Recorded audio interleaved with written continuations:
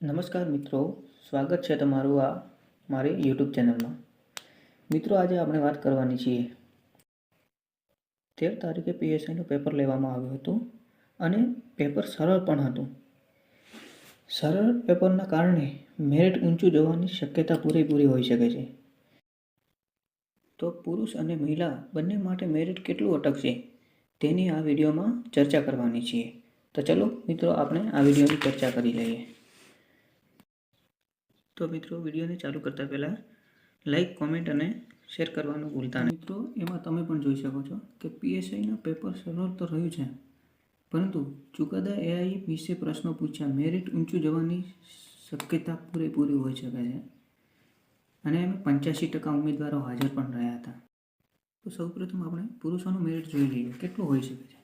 તો જનરલમાં 220 હોઈ શકે છે, ઈડબ્લ્યુએસમાં 210, ઓબીસીમાં 210, એસસીમાં 210 અને એસટીમાં 200 હોઈ શકે છે. અને ત્યારબાદ આપણે મહિલાઓને જોઈ લઈએ છીએ.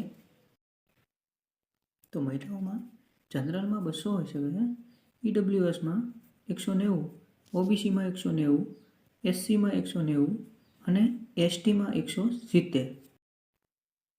તો મિત્રો, આવા જ વિડીયો જોવા માટે અમારી ચેનલને સબસ્ક્રાઈબ કરો, લાઈક કરો, કોમેન્ટ કરો અને હા, શેર કરવાનું તો ભૂલતા જ નહીં.